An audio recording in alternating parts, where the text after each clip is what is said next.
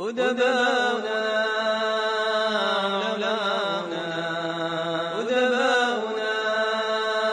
علماؤنا كتبوا العلوم الزاهرة، هم أشعلوا وهج الحروف تنير نفسا طاهرة.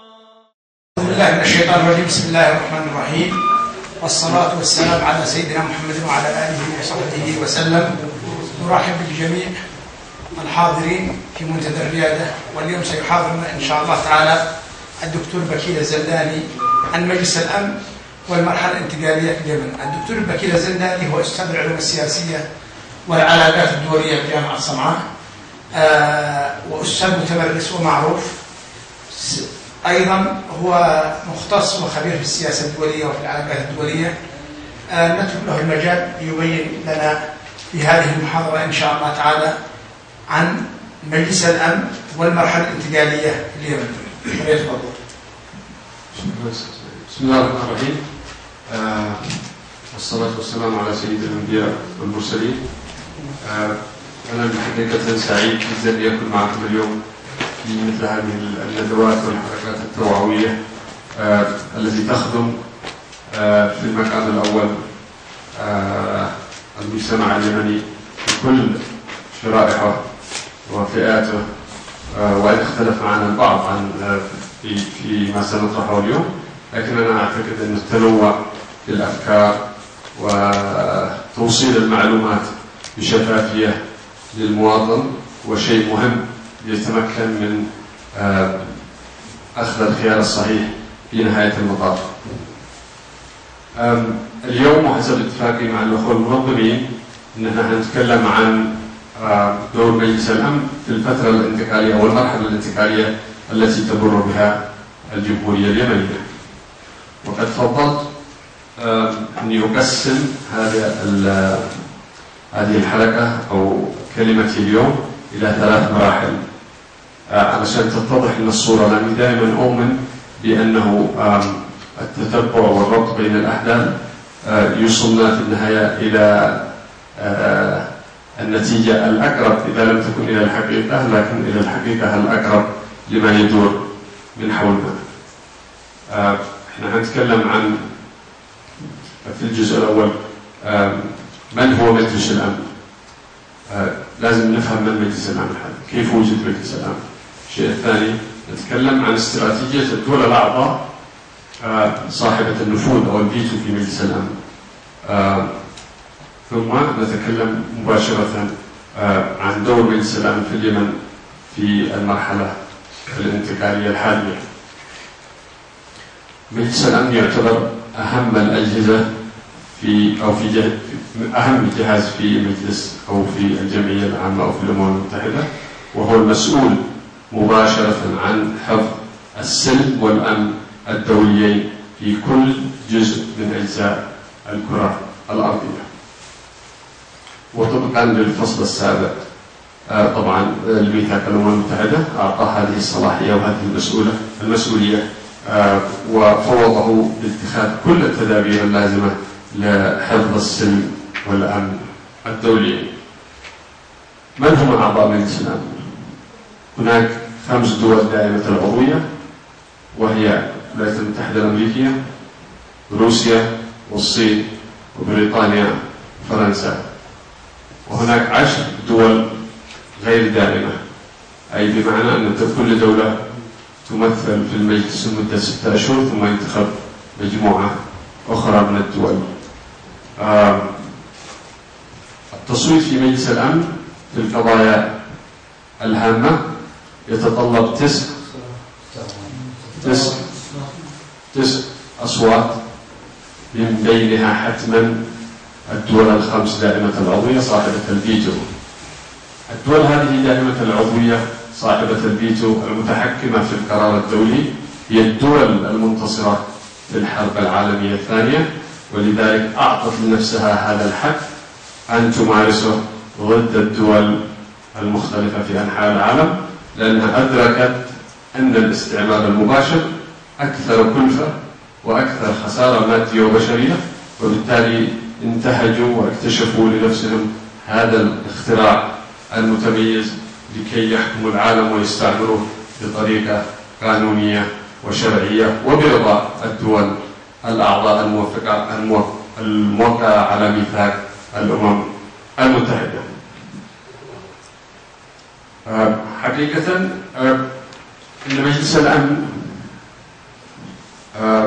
في اليمن كان له دور مهم، ولكن الأهمية هذه لا تنبع من أهمية اليمن بقدر ما تنبع من أهمية مصالح هذه الدول في المنطقة، واليمن جزء من هذه المنطقة، وبالتالي كان هناك استراتيجيات سابقة لأي قرار يتخذ من أعضاء المجلس وعلى رأسهم الولايات المتحدة الأمريكية، فهم مدركين ويدرسون هذه الأحداث ويوزعون المناطق الجغرافية في العالم محاصصة بين الدول الكبرى، والنصيب الأكبر يذهب لراعي النظام الدولي الجديد وهي الولايات المتحدة الأمريكية.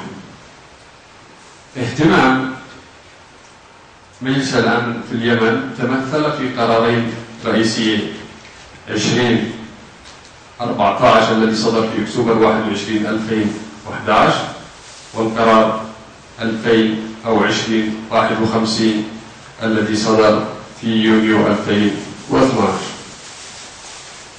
القرار الذي أعطى لمجلس الأمن هذا الدور الكبير والذي صدر في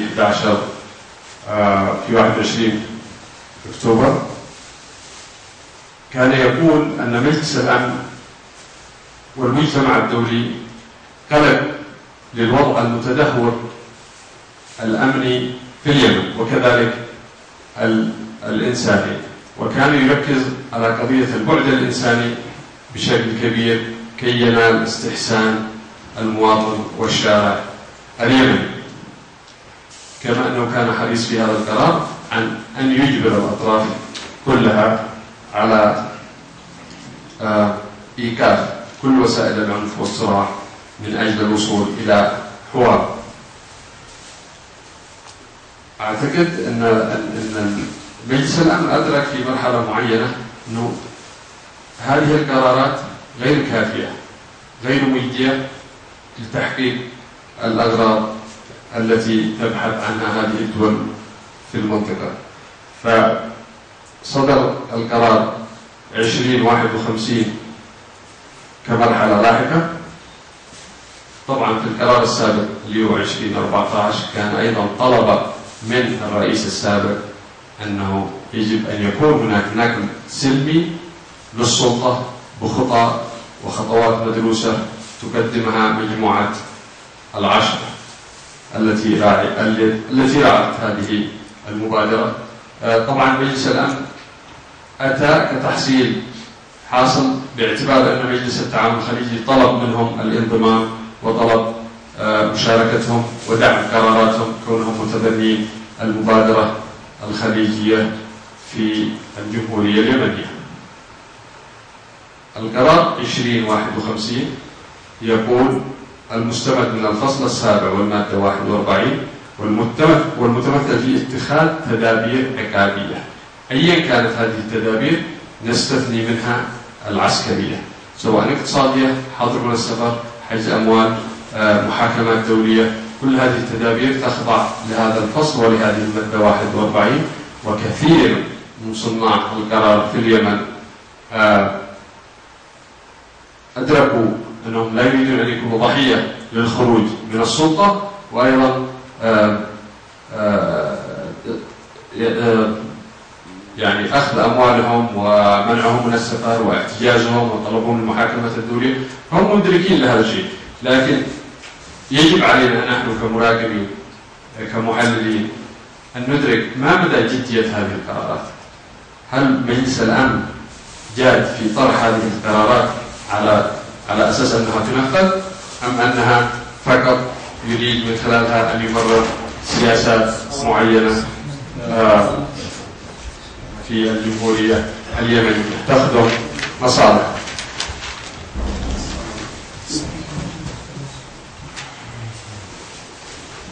كثير مننا سمع في زيارة أو انعقاد مجلس الأمن في الجمهورية اليمنية، وانعقاد مجلس الأمن في دولة خارج المقر هذا يعتبر الخامس عبر تاريخ مجلس الأمن منذ إنشاء هذا المجلس.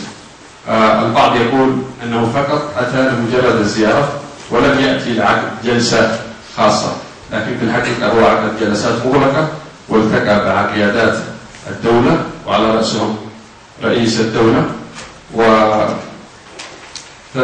في مواضيع كثيرة من ضمنها الأشخاص المعرقلين للتحول الديمقراطي أو الحوار الوطني أيضا والتحول الديمقراطي، وأيضا للقضايا الأمنية وهيكلية الجيش. أيضا ناقشوا قضايا مثل من يتحمل تبعات العرقلة والقلق من الأشخاص هؤلاء. وكانت عندما أصدر في الشهر هذا في يوم 15/2 قرار مجلس الأمن، وكان البعض مستغرب منه ومندهش، ولماذا يصدر ولماذا يتهم أشخاص بعينهم في هذه المرحلة وهذا يعيق العملية، لكن الحقيقة هو كان هذا القرار أيضا موجود في حقائقهم منذ زيارتهم قبل شهر تقريبا إلى اليمن، وكانت هناك شكوى واضحة من رئاسة الدولة والقوى السياسية المسؤولة عن المرحلة الانتقالية بأن هناك أطراف تقوم بعرقلة هذه المرحلة، ويجب أن يكون هناك تحذير واضح لهؤلاء الأشخاص. الحقيقة أن الزيارة أيضا في تلك المرحلة اللي هي قبل شهر كان التأييد والدعم الكامل لمجموعة العشرة. كان واضح في الزيارة هذه ولقراراتها أنه عندما تحدث رئيس الدورة البريطاني وثم بن عمر والمندوب المغربي وبقية الأطراف الموجودة، كان هناك رؤية واضحة بأن هذا دعم للرئيس في المرحلة القادمة وللقرارات والخطوات التي قد تم اتخاذها في السابق. النقاط الرئيسية الأخرى التي أيضا نستطيع أن نقول أنها كانت مهمة في هذه المرحلة هي إنهاء الحوار الوطني الشامل الذي يقود إلى صياغة دستور جديد وقيام انتخابات. أيضا ركزوا على قضية مثل أهمية العدالة الانتقالية بكل أطرافها، أيضا إصلاح منظومة الجيش والأمن تحت قيادة واحدة ودعم الموضوع الإنساني في الأخير. البعض عندما يقرأ في الصحافة في الإعلام يسمع ويرى أن مثل هذه المطالب هي في ظاهرها ما يحتاجه المواطن اليمني وما نريده كلنا، لكن في الحقيقة أن هناك أشياء ما علينا إلا أن نتقبلها وننفذها بدون أن نكون طرف في صياغتها أو حتى مجرد التفكير فيها. أتصور أن هناك دلالات واضحة دولية وإقليمية من زيارة مجلس الأمن وأيضا من الدور الذي يلعبه مجلس الأمن في المرحلة الانتقالية في اليمن. الدلالة الدولية وهي المتمثلة بأن هناك راعي جديد للنظام الدولي وما زال مستمرا منذ العام 1990 وهي الولايات المتحدة الأمريكية، وهي أيضا تؤكد بهذه الخطوات وحضورها في كل أجزاء المنطقة العربية بل العالم، لأنهم ما زالوا هم المسيطرين على مفهوم النظام الدولي الجديد، وأن هناك دول صغيرة هامشية يجب عليها أن تقدم تنازلات لصالح النظام الدولي الجديد، حتى وإن كان هذا التنازل يمس بسيادة الدول الصغيرة التي تعتبرها هامشية وليس لها وزن دولي. وأعتقد نختلف أحيانا في مفهوم السيادة، بعد نقصد في السيادة ولكل واحد نظرته أو لكل مفكر نظرته في ظل الثورة المعلوماتية الجديدة، لكن أنا أتوقع أن السيادة هي السيادة. عندما تنتهك قوانينك وعندما تكون غير قادر على إجبار من يدخل أراضيك على احترام قوانينك وأعرافك وبلدك وشعبك، فبالتالي نحن ندرك أن هناك خلل وخطأ كبير. حتى وأن يقول البعض هو غير مقصود وهو تنسيق وهو عبارة عن علاقة بين دولتين، لكن أقول أنا وقد تحدثت في السابق عن هذا الموضوع في كثير من القنوات الفضائية، وقلت أن مفهوم التعاون يختلف تماما عن مفهوم النفوذ وعن مفهوم الهيمنة وعن مفهوم انتهاك السيادة. اليوم عندما نجد 50 قاعدة أمريكية منتشرة في بعض دول أوروبا وآسيا وأكثر، طبعا العدد هو أكثر لكن هي موجودة في المحيطات في أماكن أخرى، لكن أقول القواعد الاستراتيجية الموجودة في كوريا الجنوبية أو في اليابان أو في ألمانيا أو موجودة في إيطاليا أو في تركيا حتى اليوم، هل يمكن أن تقوم هذه القواعد الأمريكية بضرب مواطن في طوكيو ولا في برلين بدون تنسيق أو حتى بتنسيق مع الحكومة اليابانية أو الألمانية؟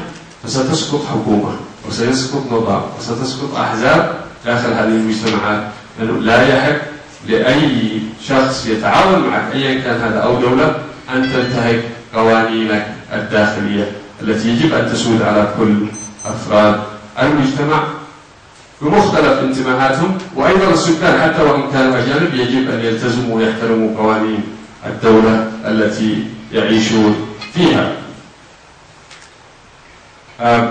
أعتقد أنه انتقلت فكرة الهيمنة إلى توزيع العالم إلى مناطق نفوذ للدول العظمى وعلى رأسها الولايات المتحدة الأمريكية، وأصبحت كل دولة تلعب ولديها مساحة أن تنفذ سياسات واستراتيجيات في مناطق جغرافية مختلفة، وأن الدول الأخرى المتفهمة لهذه المطالب ولهذه المصالح عليها أن تتعاون مع الدول الأخرى وأن تأخذ حصتها بالتساوي، وأحيانا كل دولة تأخذ حصة بحسب حجمها وبحسب ما بذلته من مجهود. اليوم في ليبيا نرى أن إيطاليا صاحبة النصيب الأكبر المتمثل في الاستثمارات النفطية التي تفوق 27%، ثم تأتي الولايات المتحدة وتوزع هكذا الحصص.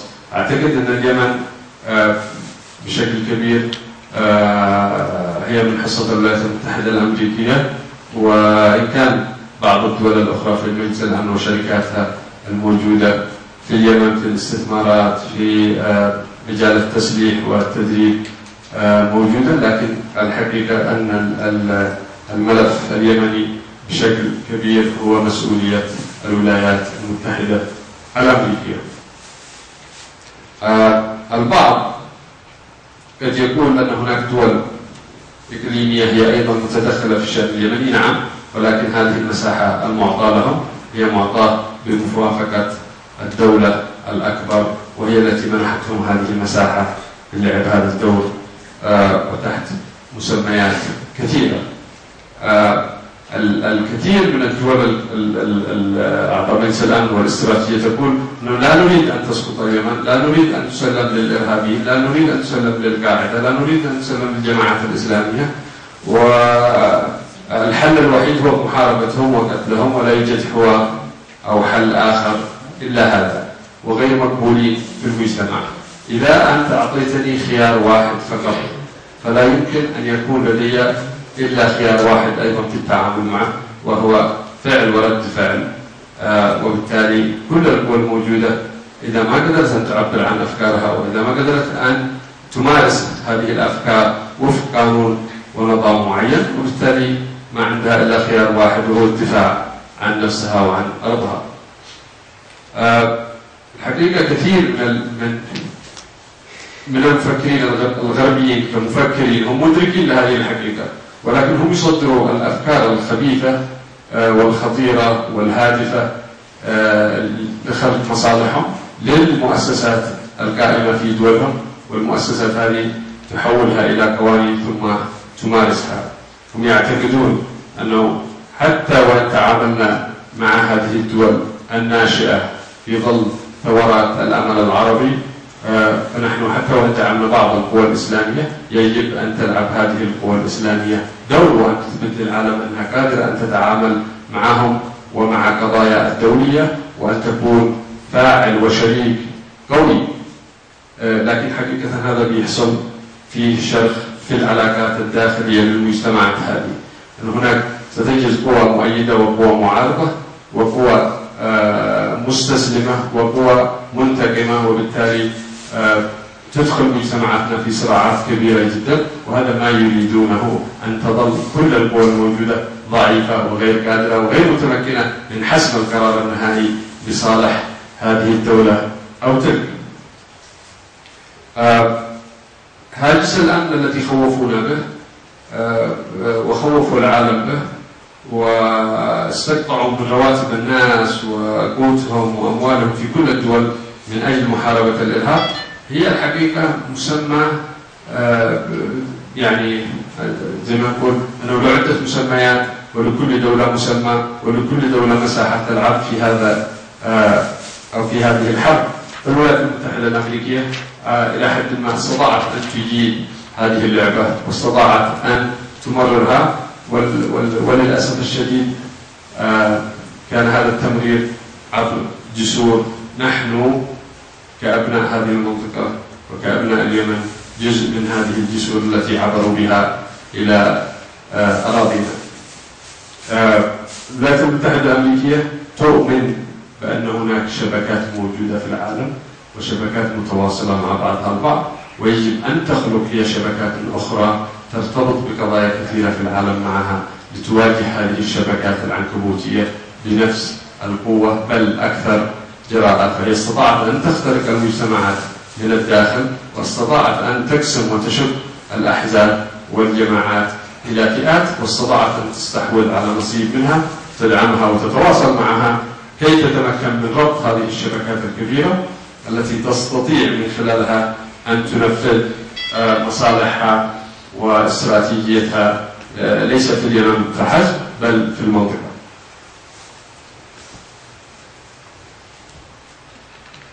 أقول علينا كمتخصصين وأكاديميين مثقفين وطبعا قبل هذا وذاك العلماء أن يلعبوا دور مهم في توعية الناس، وبالذات الشرائح التي ليست لديها المعلومة بتفاصيلها الدقيقة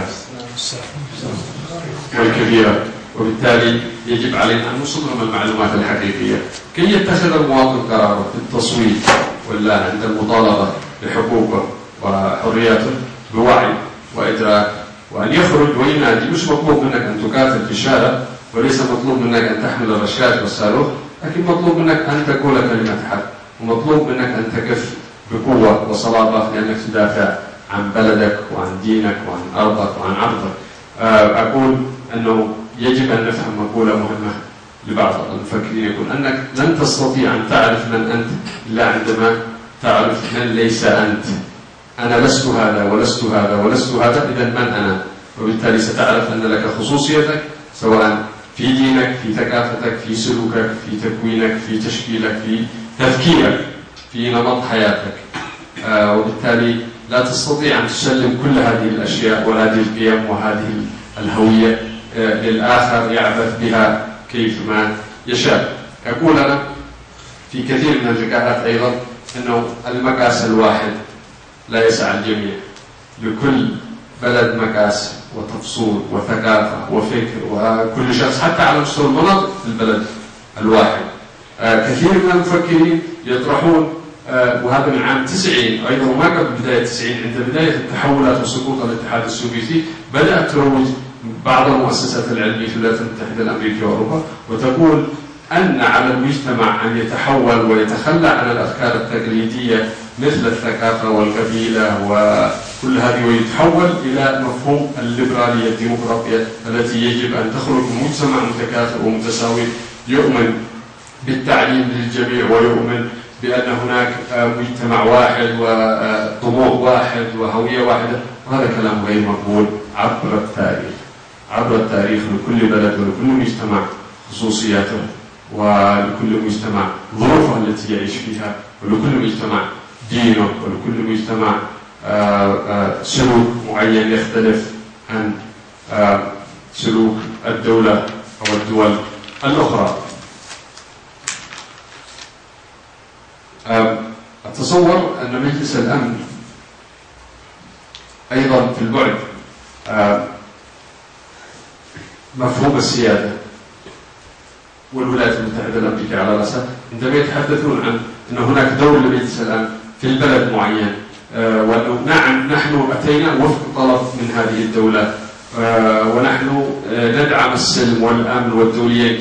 أنا أقول أنه إذا فكرت بالمفهوم البسيط والضيق وقلت هل الأب أو الأم ستفكر بهذا الحرص على أسرتها، بل أنت أحرص منهم على أولادهم، أقول أنا هذا الكلام غير صحيح وغير دقيق، ولكن يجب أن نتنبه لمثل هذه الأشياء. وإحنا لا نرفض الحوار مع المجتمع الدولي، لا نرفض أن يكون هناك تواصل وتعاون، لكن أيضا في ظل حفظ سيادتنا، وفي ظل حفظ ديننا وثقافتنا وتركيبتنا وإمكاناتنا أيضا.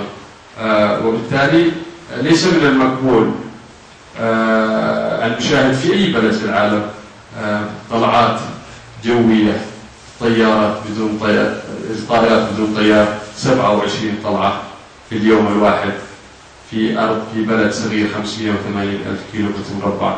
يعني أقول أن هذه شيء مزعج جدا وغير مقبول، وإذا لم نستطع أن نرسل رسالة واضحة لمن يمارس هذه الممارسات، أعتقد أنه في المستقبل سيكون من الصعب جدا أن تقول لهم غير مقبول هذا السلوك أو هذا التصرف، وأن سيادتنا تتعرض للانتهاك، وأن هذه الانتهاكات قد تقود البلد إلى صراع داخلي أنتم لا تدركون ما هي هذه النتائج إذا ما ظليتم تمارسون مثل هذه التصرفات الغير مقبولة. البعد الإقليمي أيضا من دور مجلس الأمن هو يريد أن يوصل رسالة في الداخل اليمن وفي دول الإقليم، يقول أن اليمن مكان استراتيجي لهذه الدول، ويجب أن تمارسوا نفس اللعبة حفاظا على أمن اليمن لمصالحنا، لأن اليمن هو الممر الآمن المستقبلي. إذا حصل، أنا لا أريد أن أتطرق لهذا الجانب كثير، لكن يجب أن نفهمه. هم يتوقعوا أن يكون هناك سيناريوهات قريبة في صراع عربي إيراني إسرائيلي، وبالتالي ستتعطل حركة التصدير للنفط الذي لا يستغنى عنه العالم، وبالتالي ستكون هناك أزمة كارثية بالنسبة لاقتصاديات الدول الكبرى، وبالتالي الممرات الآمنة ستكون اليمن، أو البديل هو اليمن أو المنافذ المائية اليمنية، وبالتالي يجب أن تكون تحت إدارتنا العسكرية والأمنية مباشرة، ولن نسلمها لليمنيين مطلقا، تكون في إدارتهم، لازم نكون نحن مشرفين وموجودين ونعرف أين هذه الممرات وأين تذهب وكيف نحميها، وخطوط الآمنة لهذه الإمدادات. أيضا رسالة أخرى بقيادة الولايات المتحدة الأمريكية تقول هو بصراحة أن اليمن من مناطق النفوذ المباشر للولايات المتحدة الأمريكية، ويجب أن يكون هذا واضح جدا. أنا أعتقد أن هناك مخططات في المستقبل ستكون أكبر، ما أعرف ولا أستطيع أن أتوقع كيف ستكون ردة الفعل من الشرائح المختلفة، لكن هناك مطامع أمريكية ببناء قواعد استراتيجية في المنطقة وفي اليمن وفي الممرات المائية التي تشرف أو تحت سيادة الجمهورية اليمنية وفي بعض الجزر. إلى أي مدى ومتى تحتاج إلى تحليل وإلى حلقات نقاش أكثر نتحدث فيها، لكن هم أيضا كل خطوة كل دولار ينفق يجب أن يحسبوا ما هي العوائد التي ستجنيها الولايات المتحدة الأمريكية من هذا الإنفاق. قلنا أن أيضا زيارة مجلس الأمن لليمن كانت دعم مباشر للرئيس هادي الذي دائما يتواصل معهم حقيقة في كل القضايا كونهم مشرفين على عملية الانتقال هذه مباشرة. وأعضاء الدول الخمس دائمة العضوية هم أيضا من ضمن مجموعة العشرة، وبالتالي كان لابد من إقامة هذه الزيارة المهمة.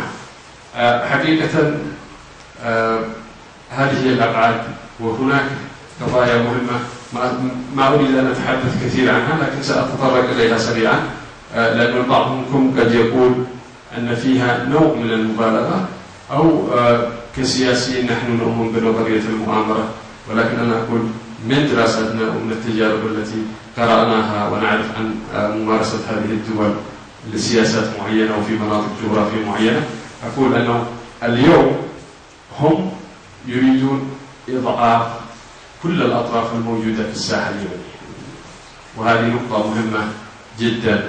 يريدون إضعاف كل القوى الموجودة، وأنا لا أريد أن أسمي اليوم.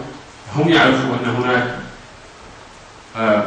قوتين ما زالت تستطيع إلى حد ما المقاومة، وهم يريدوا أن يصنعوا هذا الشر فيها وأن يضعفوها لتمارس وتفرض في الأخير كل القرارات التي يريدونها.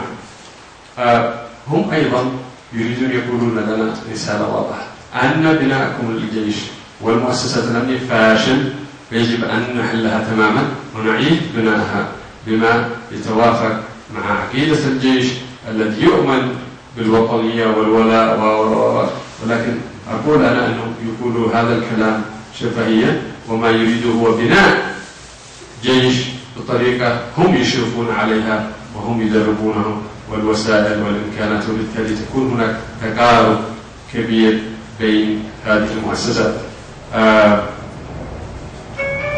أيضا هم ليسوا جادين بشكل كبير في قرارات مجلس الأمن عندما تصدر.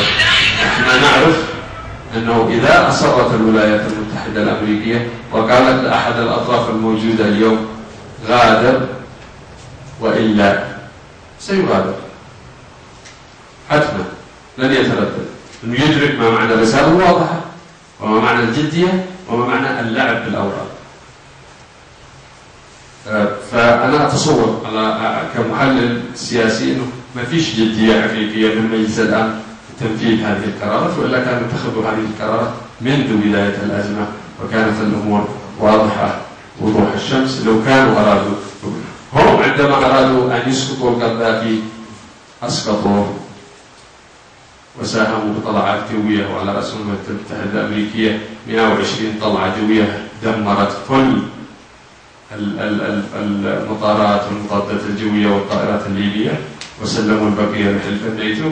وكان لأن الرغبة هناك، كان هناك رغبة وإرادة حقيقية أنهم ينفذوا مثل هذا السلوك، ولكن يلعبوا في الموضوع في مصر بطريقة وفي اليمن بطريقة أخرى وفي تونس بطريقة. ونحن لا نستطيع أن نقول أو ننكر أن هذه الدول مهمة في النظام الدولي وأنها تشير النظام الدولي، لكن في الأخير نحن أصحاب القرار، وفي الأخير إحنا كيمنيين بكل مكونات الشعب اليمني هم الذين يقولون نحن نريد أو لا نريد أو سنتفاعل أو سنحل هذه القضية أو لا نحلها. أيضا يعني اعذروني أنا بتكلم أكاديميا يعني، وبالتالي في لي بعض أعتقد أنهم أيضا يختارون من الإسلاميين من يريدون التعامل معهم. هم يختاروا القوى الإسلامية اختيار، ويريدوا أن يقدموا صورة ويقولوا أن هذه القوى الإسلامية الموجودة أيضا مرتبطة بالمجتمع الدولي. كل الإنسان وكل مواطن في كل مكان مرتبط بالنظام الدولي، كلنا مرتبطين، ولكن في ظل خصوصياتنا، في ظل خصوصياتنا. نحن لا ننكر أن هناك دول أخرى ويجب أن نتفاعل معها اقتصاديا وسياسيا، لكن أيضا يجب أن تحترم سيادتنا وتحترم خصوصياتنا. واختياركم للتعامل مع قوى على حساب قوى أخرى هذا شر في المجتمع، وهذا تمسيخ لنياتكم الحقيقية في التعامل مع اليمن كدولة. نحن نريدكم أن تتعاملوا مع اليمن كدولة وليس على طوائف أو قوى أو جماعات موجودة تختارونها أنتم وتتواصلون معها وفق مصالحكم. أيضا يفكروا بربط المنطقة العربية بهذه القوى الإسلامية وبفكرة واحدة تبعدهم عن التحدي الحقيقي من القوى الإسلامية الصادقة التي تريد في الأخير أن تخلق كيان إسلامي واحد يستطيع أن يقف في وجه كل التحديات وأن يحافظ على دينه وثقافته وثوابته وقيمه، ولكن اختيارهم لهذه الشرائح ودعمهم لبعض الشرائح أيضا هي محل اختبار وهي محل دراسة وتواصل وجس نبض وإلى أن تصل إلى مرحلة الثقة الكاملة. وهذا طبعا بيحصل شرط كبير للأمانة، يعني أكثر. أنا أذكر وإحنا كنا طلاب جامعة أننا قرأنا تقرير سري في مكتب رئيس الوزراء أيامها، كان اسمه جون ميجر، تقرير سري خرج من مكتب يقول أننا لن نستطيع أن ننتصر على هذه المنطقة إلا بخلق الفتن الطائفية والمذهبية والقبلية، وإلا لن نستطيع أن ننتصر عليهم. وبالفعل من تلك المرحلة بدأنا نسمع عن هذه القضايا الموجودة في الوطن العربي. ما كناش نسمع واحد من زمان قضية الهاشمي والزيدي والشافعي، وكنا نعيش في مجتمع متسامح بشكل كبير لمئات السنين مضت.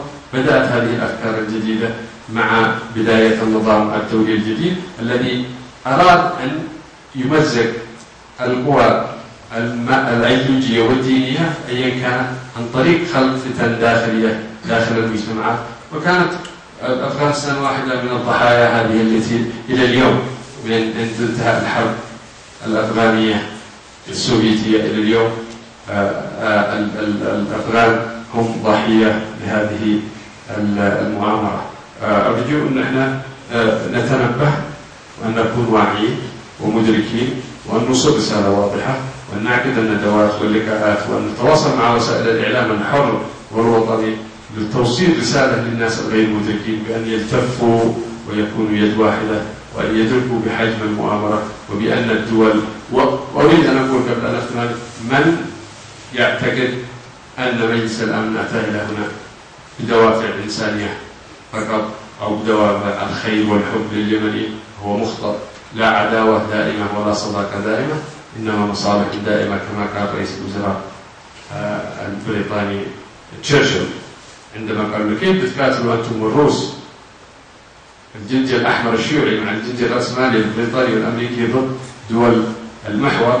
قال لا عداوة ولا صداقة دائمة إنما مصالح دائمة، فهم هنا لمصالح، وإذا انتهت مصالحهم فسيتركوننا وشأننا وسيتركوننا نقع في مستنقع الصراع الداخلي، وإذا استمرت مصالحهم فسيتواجدون ويظلون يدافعون عن مصالحهم حتى يحققوا هذه المصالح. شكرا جزيلا واعذروني عن الإطالة والسلام عليكم. يا حسنها من أسطر فيها